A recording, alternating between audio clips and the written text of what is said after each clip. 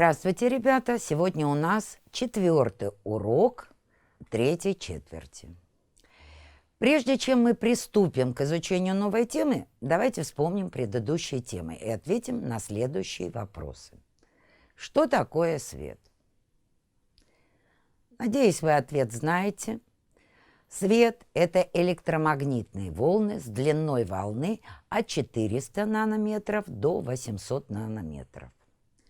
Следующий вопрос. При каком условии излучаются электромагнитные волны? Думаю, что вы тоже ответили. Электромагнитные волны излучаются при ускоренном движении заряженных частиц. Вспомните, что называется дисперсией. Вспомнили? Дисперсией называется зависимость показателя преломления среды от частоты световой волны.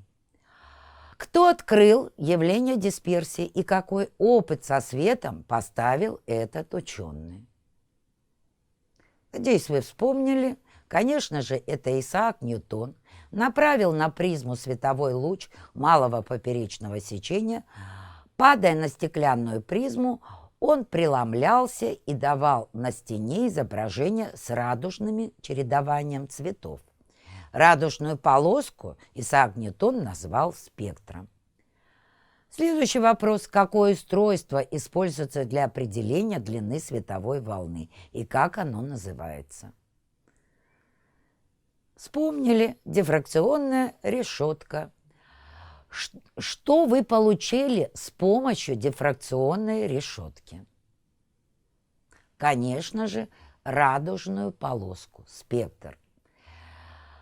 Лампа горит, солнце светит, северное сияние, светлячки в лесу. Что объединяет эти картинки? Везде мы, скажете, ответите, мы везде видим с вами излучение. Тема сегодняшнего урока – излучение и спектры. На уроке мы узнаем, какие существуют виды и источники электромагнитных излучений, какие виды спектров существуют, каков принцип действия спектральных аппаратов, что такое спектральный анализ и где его применяют. Когда вы слышите, что звучит струна, например, рояля, вы не задумывались, когда это начинается? Ведь сама по себе струна рояля не может, звучать. Начинает, конечно, она звучать после удара молоточка по струне. Как в струне рояля нет звука, так и внутри атома нет света. Как же излучается свет? Подобно струне, начинающей звучать лишь после удара молоточка, атомы начинают излучать свет только после их возбуждения. То есть для того, чтобы атом начал излучать, ему необходимо передать определенную энергию, например, путем поглощения им фотонов или при столкновении его с электронами или другими частицами. При этом происходит переход атома или молекулы с более низкого, например, основного уровня энергии, на более высокий. Излучая, атом теряет полученную энергию, и для свечения вещества необходимо приток энергии к атому извне. Возбужденное состояние атома, как правило, неустойчиво и обладает конечным временем жизни. Об этом мы говорили на прошлых уроках. По типу излучения все излучения делятся на тепловые и люминесцентные, то есть горячие и холодные. К люминесцентным, холодным относятся электро-, хемия, катода и фотолюминесценция. Рассмотрим первое из них – тепловое излучение. Это наиболее простой и распространенный вид излучения. Это электромагнитное излучение, испускаемое телами за счет их внутренней энергии. Излучается разными нагретыми телами, поэтому и называется тепловым. Чем выше температура тела, тем быстрее движутся атомы. При столкновении быстрых атомов или молекул друг с другом часик кинетической энергии превращается в энергию возбуждения атомов, который затем излучает свет. Тепловыми источниками излучения являются наше Солнце, обычная лампа накаливания, пламя огня, и так далее. Люминесценция – это одно из самых красивых явлений. Оно относится к тем явлениям, которые человечество наблюдает уже давно, хотя объяснять научилось совсем недавно. Люминесценция – это не тепловое, то есть холодное свечение вещества, возникающее за счет поглощения веществом энергии, которая не вызывает его нагревания. Физическая природа люминесценции состоит в переходах электронов, атомов или молекул из возбужденного состояния в основное. При этом причиной первоначального их возбуждения могут служить различные факторы: внешнее излучение, температура, химическая реакция и так далее. Следующий вид холодного излучения – это электролюминесценция. Это свечение, сопровождающее разряд в газе. Энергия, необходимая атомам для излучения света, может заимствоваться из нетепловых источников. При разряде в газах электрическое поле сообщает электронам большую кинетическую энергию. Быстрые электроны испытывают неупругое соединение с атомами. Часть кинетической энергии электронов идет на возбуждение атомов. Возбужденные атомы отдают энергию в виде световых волн. Благодаря этому разряд в газе сопровождается свечением. Северное сияние есть проявление электролюминесценции. Потоки заряженных частиц, испускаемых Солнцем, захватываются магнитным полем Земли. Они возбуждаются у магнитных полюсов, а затем атомы верхних слоев атмосферы, благодаря чему эти слои начинают светиться. Также электролюминесценция используется в трубках для рекламных надписей. Следующий вид – хемилюминесценция. Это свечение, которое происходит при выделении энергии в некоторых химических реакциях. Часть этой энергии непосредственно расходуется на излучение света. Электроны возбуждаются от химических реакций. Источник света остается холодным, то есть он имеет температуру окружающей среды. Летом в лесу, можно ночью увидеть насекомое-светлячка. На теле у него горит маленький зеленый фонарик. Свойством светиться обладают и другие животные организмы, а также бактерии, насекомые, многие рыбы, обитающие на большой глубине. Часто светятся в темноте кусочки гниющего дерева. Следующий вид – катодолюминесценция. Это свечение твердых тел, вызванное бомбардировкой их электронами. Благодаря катодолюминесценции светятся экраны электронно-лучевых трубок всех практически телевизоров и компьютеров с электронно-лучевой трубкой. Фотолюминесценция – это свечение тела непосредственно под действием падающего на него излучения. Падающий на вещество свет частично отражается, а частично поглощается. Свет возбуждает атомы вещества, увеличивает их внутреннюю энергию, и после этого они начинают высвечиваться сами.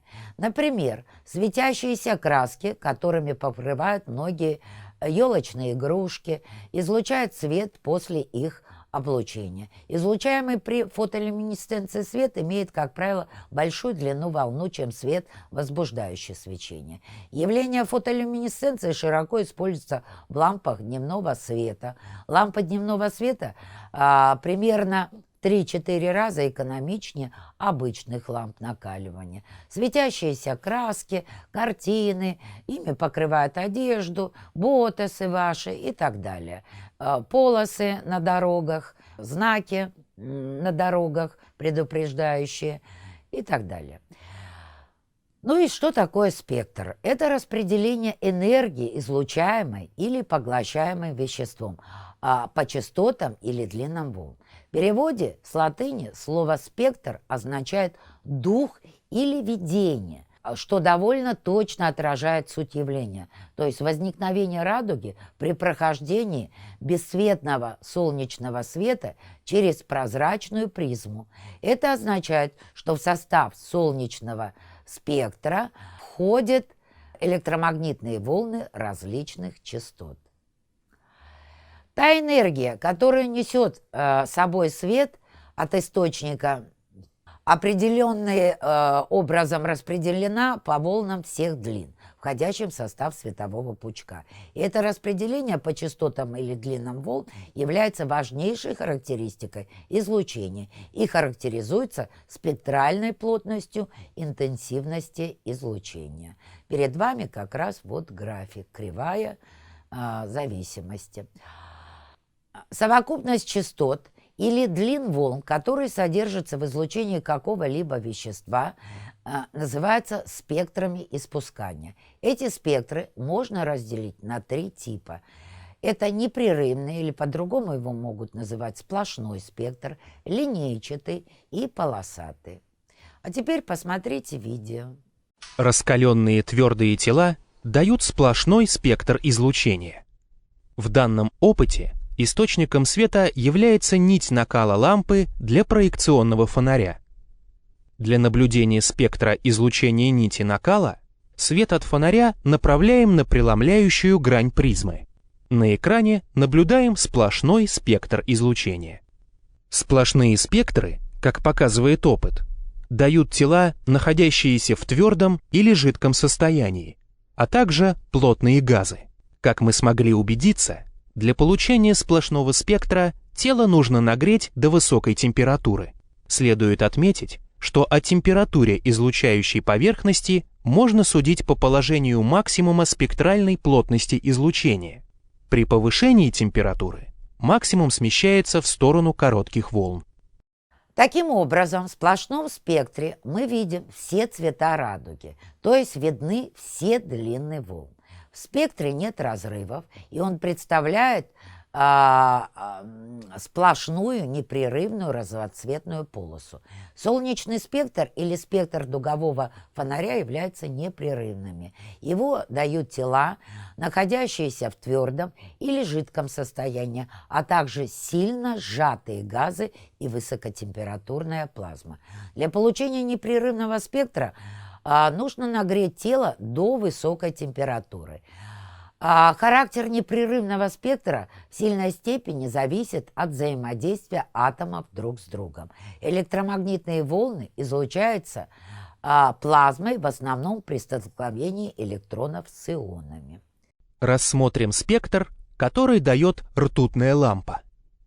Свет от источника, пройдя через систему линз, падает на призму.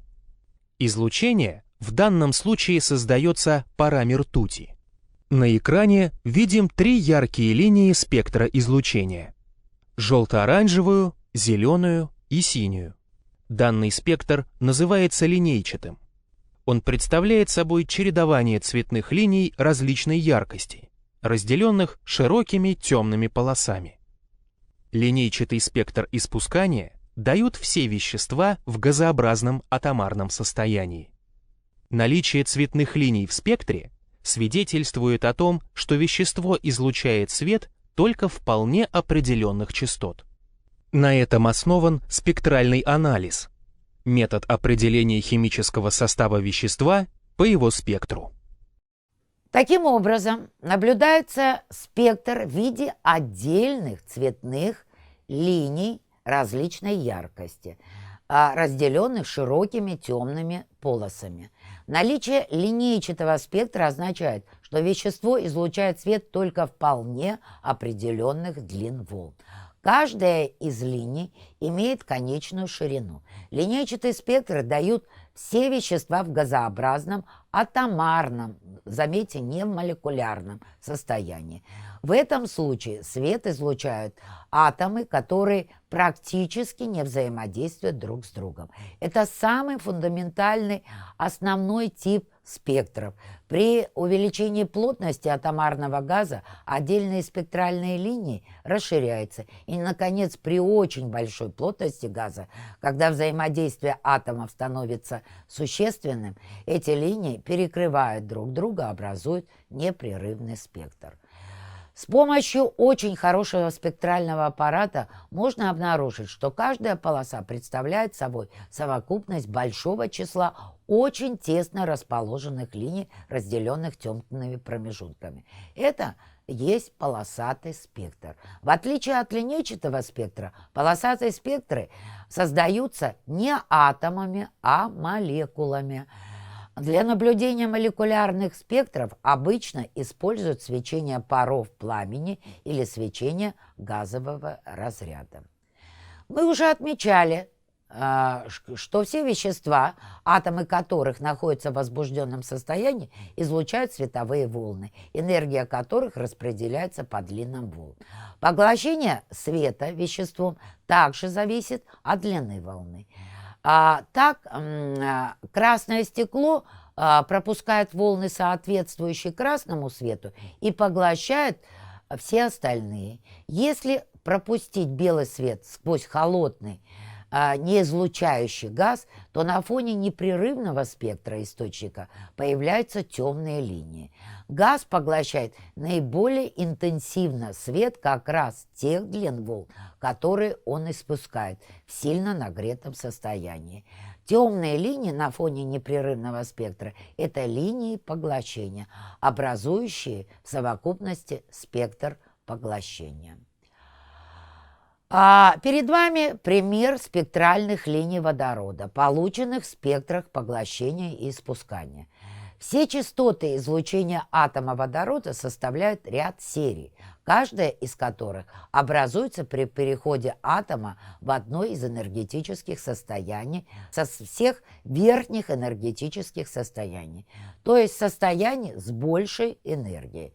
Вот красная, зеленая и две синие линии видимой части спектра водорода соответствуют соответственно переходам с Е3 на Е2. Здесь красное получается с Е4 энергетического на второе получается зеленое, с Е5 на Е2 и с Е6 на Е2 получается у нас как раз две синие линии.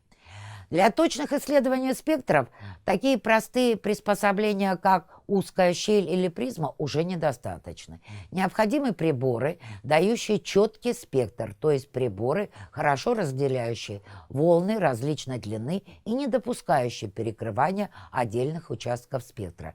Такие приборы называются спектральными аппаратами. Их основной частью является призма или дифракционная решетка. Через узкую щель проходит пучок света.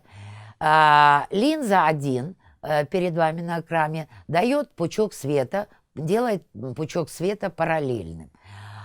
Призма раскладывает белый свет по длинам волн на спектр. Линза 2 собирает разошедшийся пучок излучения по длинам волн в разные концы экрана. Фотопластинка фиксирует спектр, и получается спектрограмма. Вот описанный прибор называется спектрографом. Если вместо второй линзы и экрана используется зрительная трубка для визуального наблюдения спектра, то такой прибор называется спектроскопом.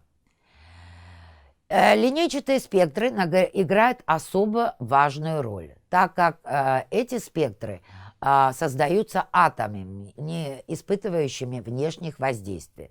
Главное свойство линейчатых спектров состоит в том, что длины волн или частоты какого-либо вещества зависят только от свойств атомов этого вещества и совершенно не зависят от способа возбуждения свечения атомов. Атомы любого химического элемента дают спектр, не похожий на спектры всех других элементов. Они способны излучать строго определенный набор длин волн. На этом основан спектральный анализ. Это метод определения химического состава вещества по его спектру. Подобно отпечаткам пальца у людей, линейчатые спектры имеют неповторимую индивидуальность. Неповторимость узоров на коже пальцев помогает часто найти преступника. Точно так же, благодаря индивидуальности спектров каждого атома химического элемента имеется возможность определить химический состав вещества. С помощью спектрального анализа можно обнаружить данный элемент в составе сложного вещества, если даже его масса не превышает 10 минус 10 степени грамм. Это очень чувствительный метод. В настоящее время определены спектры всех атомов и составлены таблицы спектров. С помощью спектрального анализа были открыты многие новые химические элементы, ну, например, рубидий и цезий. Названия элементов часто давали в соответствии с цветом наиболее интенсивных линий спектра. Допустим, рубидий дает темно-красные рубиновые линии, а слово цезий означает небесно-голубой. Это цвет основных линий спектра цезия. Благодаря простоте и универсальности спектральный анализ является основным методом контроля состава вещества в металлургии, машиностроении и атомной индустрии. С помощью спектрального анализа определяют химический состав руд, минералов, сложных органических смесей. Спектральный анализ широко применяют в криминалистике для обнаружения различного рода подделок документов, выявления залитых, зачеркнутых или выцветших текстов, записей, загрязнения на ткани и поверхности. Также спектральный анализ в криминалистике хорошо помогает определить орудие убийства. В астрофизике для определения химического состава Солнца, звезд, комет и их физических характеристик, температуры, давления, скорости движения, магнитной индукции тоже применяется спектральный анализ. Другие методы анализа здесь как раз вообще невозможны. Оказалось, что звезды состоят из тех же самых химических элементов, которые имеются и на Земле. Но любопытно, что гелий был открыт сначала на Солнце, то есть на 27 лет ранее, чем на Земле. А слово «гелий» означает в переводе «солнечный». Не так давно астрономы при помощи спектрального анализа установили, что в центре некоторых галактик находятся черные дыры. Спектральный анализ позволяет определить химический состав атмосферы планет вне Солнечной системы, что, по мнению ученых, может помочь в поиске внеземных цивилизаций. Он также успешно используется в геологии, археологии, при экологическом мониторинге состояния окружающей среды, в медицине при спектральном анализе волос для диагностики организма человека.